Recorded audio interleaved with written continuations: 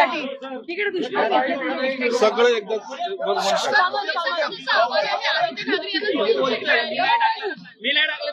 एक लक्षात घ्या, सरकारची भूमिका कुणालाही जाणून बुजून आरोपी करण्याची नव्हती ना नाहीये. सरकारने त्यांच्याकडे जेव्हा या चौकशीचे फेरे चौकशी कुणी सुरू केली एसआयटीने त्यांनी सुरू केली. त्यांनी त्याच्या अहवालामध्ये सांगितलं निर्दोष आहे तर निर्दोष आहे. म्हणून कुणाला जाणून बुजून आरोपी करणं हे सरकारची भूमिका नव्हती ना नाही. म्हणून त्या यंत्रणेने जो काही अहवाल दिलेला आहे तो सरकारकडे आलेला आहे. सरकार त्याच्यावर योग्य तो निर्णय सुद्धा घेईल. राज्य सरकारचे वकील प्राजक्त शिंदे यांनी सांगितलंय की सीबीआयचा रिपोर्ट सबमिट करण्यासाठी 2 आठवड्याचा कालावधी हवा आणि त्यासाठी तहकूब केलाय सध्या. बघा, सीबीआयचा रिपोर्ट काय किंवा एसआयटीचा रिपोर्ट काय, हे सर्व रिपोर्ट जेव्हा येतील त्या टायमाला खऱ्या अर्थाने कळेल. परंतु एक तुम्ही सर्वजण असं या भूमिकेत जे आहात की सरकार कुणाला तरी अटक करायच्या भानगडीत आहे, असं जर असतं तर सर्वजण जेलमध्ये दिसले असते. जे कायदेशीर लढाई जो काही लढतो, आम्ही पहिल्यापासून सांगत असतो की कायदेशीर लढाई असते ही आपण लढली पाहिजे. त्यात तुम्ही निर्दोष असाल तर तुम्हाला घाबरण्याचं काहीही कारण नाही. आरोप केले होते मागितली पाहिजे अशी मागणी होती ठाकरे गटाकडे. त्यांनी काय केलं पाहिजे त्यांची मागणी आहे, पण त्याबद्दल मी बोलणार नाही. राजकीय आयुष्यातून उठवण्याकरता हे सगळे आरोप करण्यात आले. असं कुणाला आरोप करून कुणाला राजकीय आयुष्यातून उठवता येत नाही. केलेले आरोप रोजच राजकीय पुढाऱ्यांवर वेगवेगळ्या पद्धतीचे आरोप केले जातात आणि म्हणून त्याच्यामुळे एखादा राजकारणातून उठतो असं समजायचं काही कारण नाही. परंतु त्याच्यात जर तो दोषी आढळला तर निश्चितपणे त्याच्या राजकीय करिअरवर डाग पडतो. पुरावे होते ते पुरावे त्यांनी न दिल्यामुळे अशा संदर्भात त्याच्याबद्दलची मला माहिती नाही. त्यांच्याकडे काय पुरावे याच्याबद्दलची मला माहिती नाही. सातत्याने नारायण राणे आणि नितेश राणे हे म्हणत होते की आमच्याकडे खूप सारे पुरावे आहेत, व्हिडिओ पुरावे आहेत, सगळे पुरावे आहेत. ज्यांनी बोललंय त्यांना विचारा, त्याबद्दलचे पुरावे त्यांनी सादर केले पाहिजेत. आमची ती जबाबदारी नाही. सरकार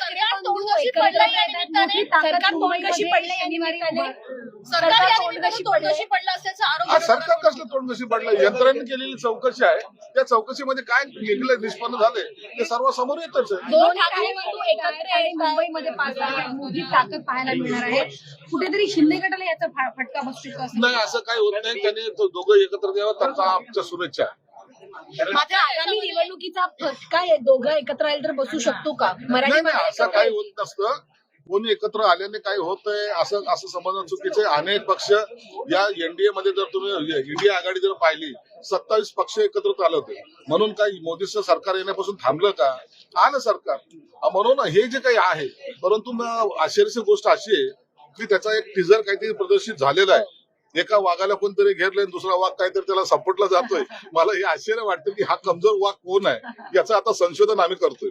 मराठीच्या मुद्द्यापेक्षा राजकीय मुद्द्यावरती एकत्र आलेत का दोन जण? राजकीय खेळ आहे. बाकी मराठी मुद्दा राहिला कुठं? मराठीचा मुद्दा नव्हताच. मराठी हे आपली पहिली भाषा आहे, त्याच्याबद्दलचं कुणाचाही कॉम्प्रोमाइज करण्याचं काही कारण नव्हतं. ही आमची मातृभाषा आहे. आता जे काही त्यांनी जो काही जी.आर काढला होता हा त्यांच्याच काळात त्यांना अहवाल प्राप्त झाला होता. त्या मसलेकरांनी माशेलकरांनी जो काही अहवाल दिला होता 101 पानाचा, हे यांनी स्वीकारला. यांनीच कॅबिनेटला प्रस्ताव आणला. कॅबिनेटच्या पहिल्या पद्धत अशी आहे, पहिल्या कॅबिनेटमध्ये चर्चा होते, दुसऱ्या कॅबिनेटला त्याचं इतिवृत्त फायनल होतं. हेही त्यांनीच केलं. जी.आर त्यांनीच काढला. होळी तेच करतायत. म्हणून त्यांचा बाकी गोष्टीशी संबंध नव्हता.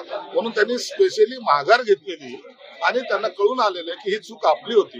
म्हणून तुम्ही पाहत असाल हाऊसमध्ये त्याच्याबद्दल कुठेही द शब्द काढला जात नाही. कारण आहे त्याचं. जर काढलं तर ते अंगलट येईल हे त्यांना माहिती आहे. आणि त्या दिवशी सुद्धा तुम्ही पाहिलं, आमची प्रेस कॉन्फरन्स सुरू होण्यापूर्वी, कॅबिनेटची प्रेस कॉन्फरन्स सुरू होण्यापूर्वीच त्यांनी त्याची माघार घेतली. काय कारण आहे? इतका मोठा इश्यू जर तुम्हाला वाटत होता तर माघार का घेतली? म्हणून हे सर्व राजकीय खेळी त्यांच्या अंगावर उलटली होती. आता ही जी काही 5 तारखेचं ते काही म्हणतात ते यासाठी की आता ही आगामी महानगरपालिकेची निवडणूक हाच एक बेस आहे आणि त्याच्यासाठी ते एकत्र येण्याचा राज ठाकरे आपल्या जवळचे आहेत, आपले मित्र देखील आहेत. मग त्यांनी जर आवाज केलाय की मराठीच्या मुद्द्यावर सर्वांनीच यावं, तर आपण आपल्या पक्षाकडून जाणार आहोत का मराठी? त्यांनी सर्वांनी एकत्र येणं म्हणजे कोणी?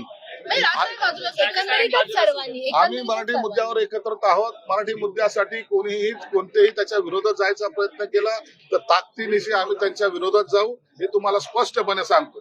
म्हणून मराठी हा आमचा श्वास आहे, शिवसेना प्रमुखाची भूमिका आहे. मराठी माणसाच्या न्याय हक्कासाठी काढलेली संघटना ती शिवसेना, आणि त्याच्यासाठी कुठेही कॉम्प्रोमाइज केले जाणार नाही. म्हणजे मनाने तुम्ही राज ठाकरे यांच्या सोबत आहात. मनाने तुम्ही राज ठाकरे यांच्या सोबत आहात. मनाने सर्व ताकदीनिशी आम्ही मराठी माणसाच्या सोबत आहोत. सर नवी मुंबईमध्ये बॅनर शोले चित्रपटाचा डायलॉग वापरून कुठेतरी सरकारला बोलायला लावलाय. इधर कितने आदमी थे दो, इधर तीन, फिर भी वापस आ गए. अशा डायलॉग बाजी केली आहे. कुणी केली? उद्धव ठाकरे पक्षाने. उद्धव ठाकरे आता 2 आणि 3 वर नका येऊ. आता पक्षाचा निवडणुका यायला लागलात. आता मोठा जल्लोष करा. पुन्हा लोकांना सांगा मराठी माणसाची मुंबई हे महाराष्ट्रापासून तोडणार आहे. जुने वाक्य पुन्हा फेका, पुन्हा टोमणे मारा, आणि तुमचं दुकान जे काही बंद पडलंय त्याला चालू करण्याचा प्रयत्न करा. घ्या परदेशात भरारी, तेही सर्वसामान्यांना परवडणारी. 1 रुपया भरा आणि थायलंडमध्ये फिरा. सचिन इंटरनॅशनल घेऊन आले आहेत जगातली सर्वात स्वस्त परदेश टूर. पूर्ण 5 दिवसांचं पॅकेज आता फक्त 32,999 रुपयांमध्ये. पॅकेजमध्ये विमान प्रवास, हॉटेल, ब्रेकफास्ट, ट्रान्सपोर्ट आणि प्रेक्षणीय स्थळे. सचिन इंटरनॅशनल 18 वर्षांपासून पर्यटन क्षेत्रातील एक विश्वसनीय नाव.